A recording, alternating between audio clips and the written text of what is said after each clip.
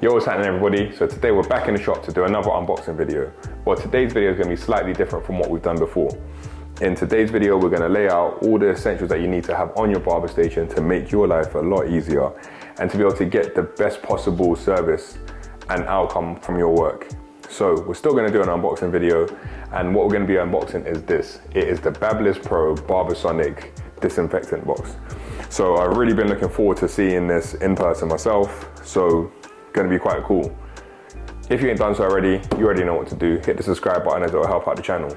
But on that note, let's go and open up this box and see what we have inside. So this is what you put your barbicide in there to keep your products nice and clean. It's got the blue UV light in it. I'm gonna add barbicide to it. I'm not exactly sure if that's what you're supposed to do or not. I'm gonna definitely check it out. But it's got UV lights to help clean up the products properly. It's for all your plastics, so like your clipper guards, combs, and etc. Sonic vibration. But let's get right to it. Let's open up this box. So I've been really excited to look at this myself. Chuck that over there. It is a cool looking box, nothing else in it. Let's get this cut open.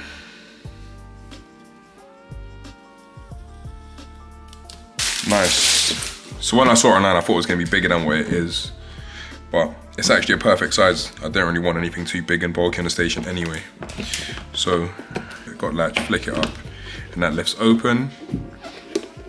When it's on the station, I'll show you in a different angle.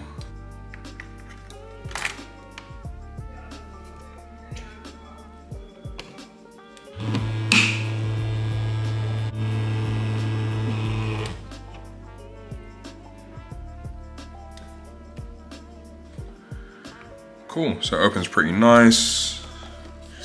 And here, what's in the compartments?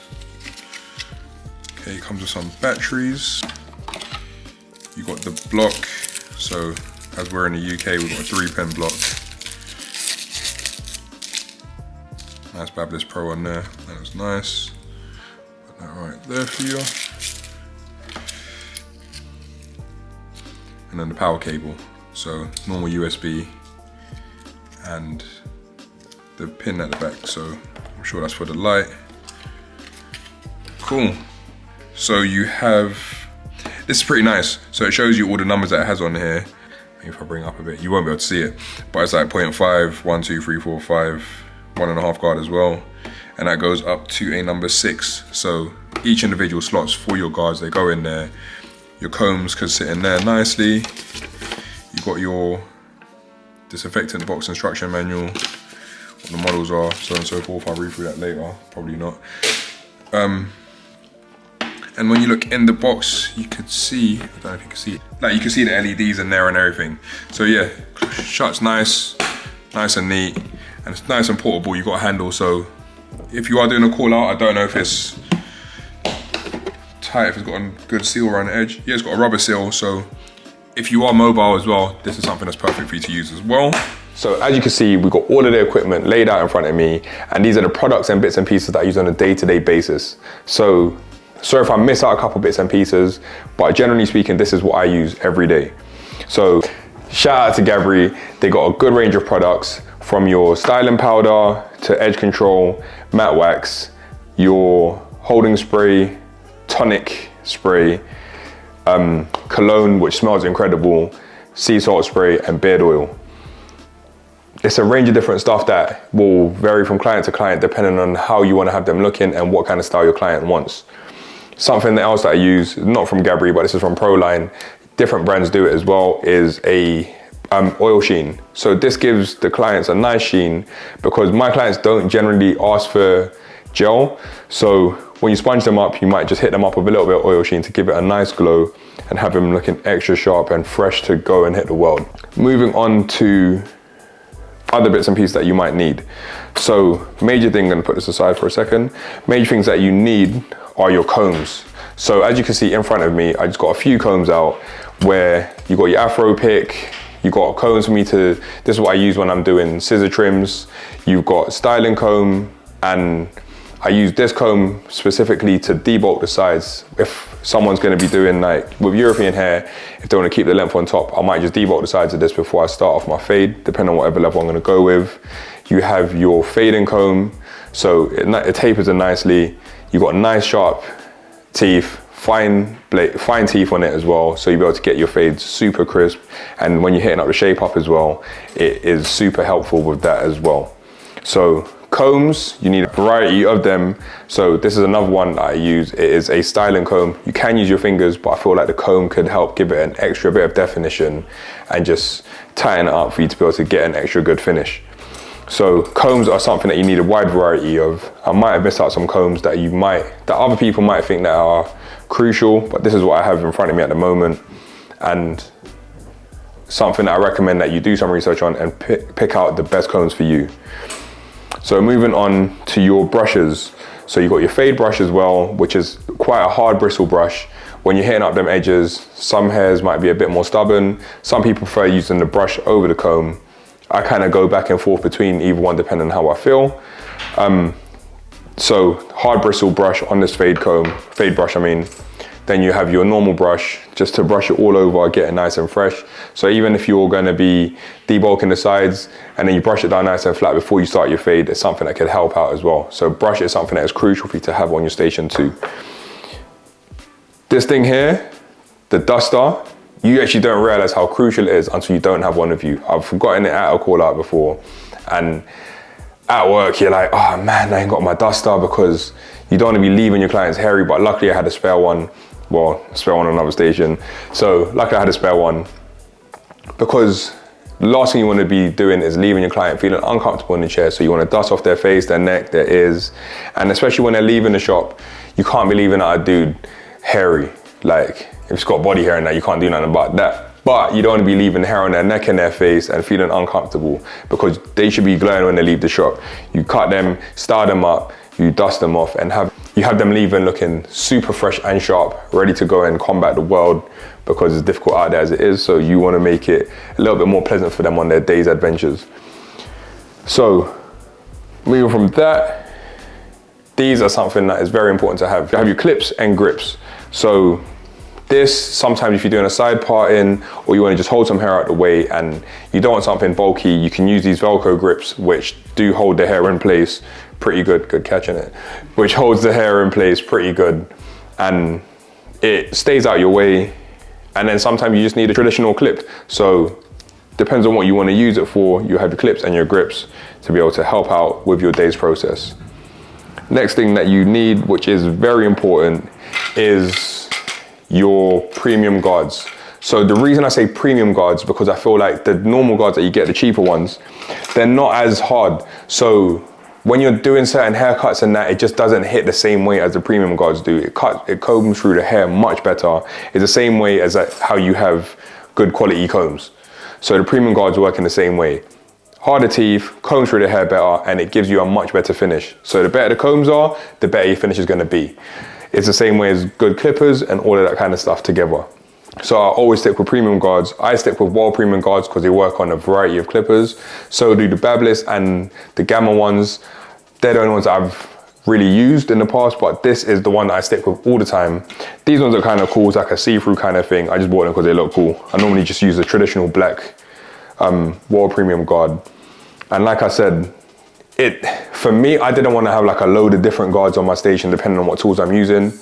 So I decided to stick with the wall guards, but it depends on the individual. You might want to use the same brand as the clipper, or you might just want to stick to Babyliss or Gamma. So guards, premium, I would always recommend that you get them because it just makes your job that little bit easier. Next thing that I'm going to jump onto is hygiene. Hygiene is arguably the most important thing about our work, because the last thing you want to do is leave people bumped up and potentially getting infected. It's just, it's not cool. So starting on hygiene, you have these here. So neck wraps, neck papers, whatever you want to call them. I always go for black ones because I think they look cool, it matches my aprons and that. Anyway, with these neck wraps, the reason that I think they're so crucial is because the cape or apron is the only thing that you can't change from client to client. So seeing that you're gonna be using it on multiple clients during the day, you wanna have something that's gonna separate it from skin contact from person to person. So you put the neck wraps on and it just, something that, like I said, it separates from person to person and it keeps it nice and fresh. So it just gives you a little bit of longevity when you're using your apron, so you don't need to worry about washing it like every day or all the time. But I have a variety of aprons as well that I can go through, so I don't need to really worry about it too much. But you also want to make sure that you have your neck wraps. So this is very important. Next thing is your clipper spray. So I use the Andis Cool Care because for me, it's the one that smells the best.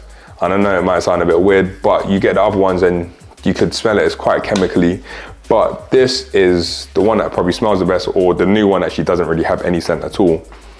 So with this, basically what it is a coolant, disinfectant, lubricant, cleaner, and rust presentative. Anyway, so with all of that, it's something I use before, during, and after every single haircut, because you want to keep your blades cool, cutting right, and you want to keep them clean. Because like I said before, last thing you want to be doing is making anybody get infected or bumped up, because that ain't cool. That's the last thing you want to be adding to your service, because all you should be adding to your service is fire trims. So I try to do every single day. So this is something that you need to have spray all the time. I tend to spray my clippers before I trim the clients so they can see that the clippers are cleaned, rather than doing it just after a haircut.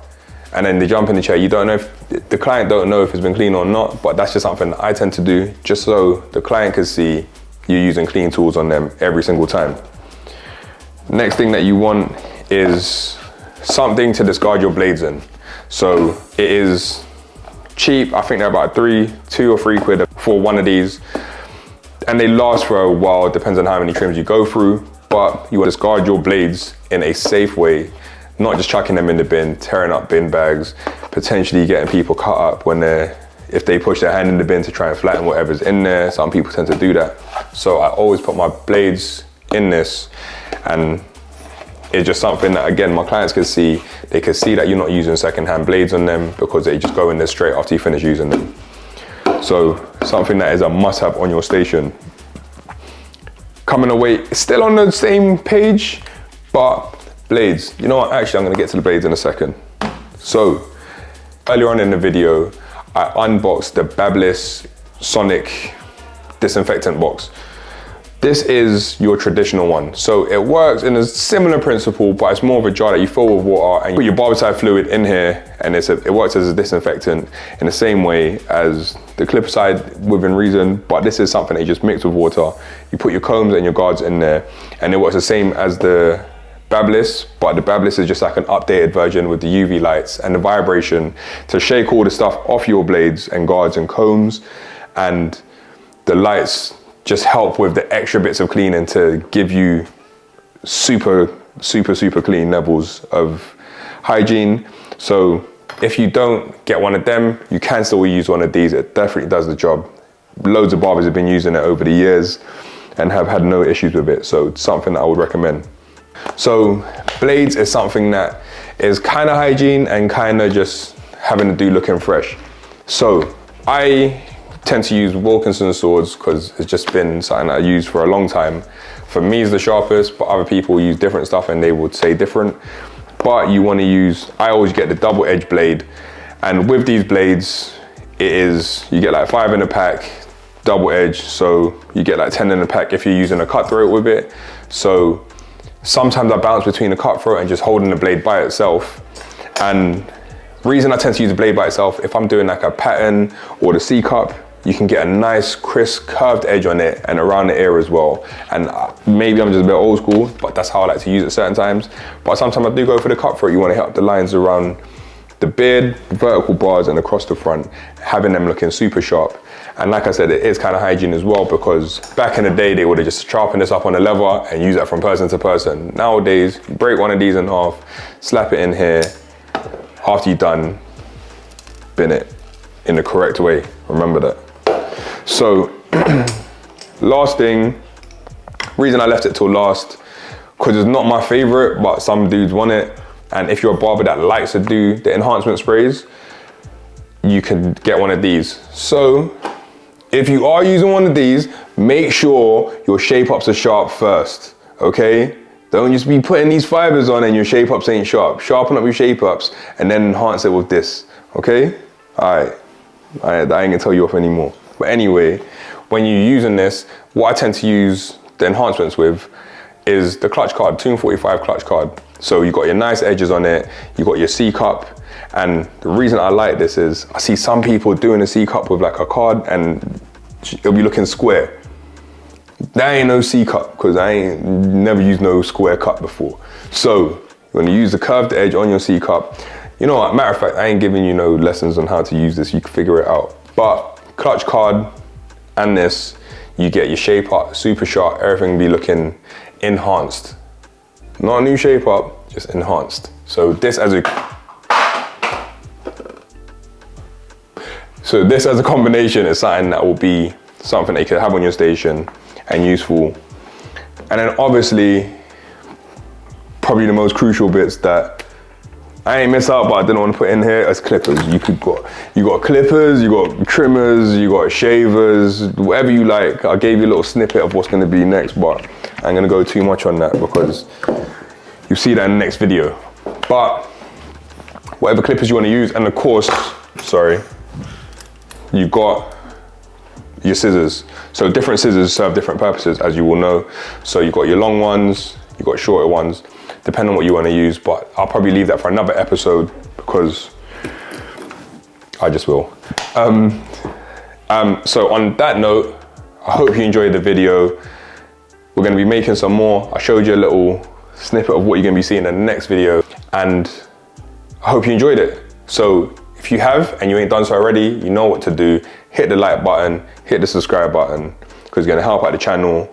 But on that note, you know what I'm gonna do. I'm gonna breeze out. Peace. I forgot to add this in. You need a hairdryer, because with a hairdryer you need to style them up certain time, dry off the hair. So don't forget a hairdryer, like I forgot. You need to have this on your station.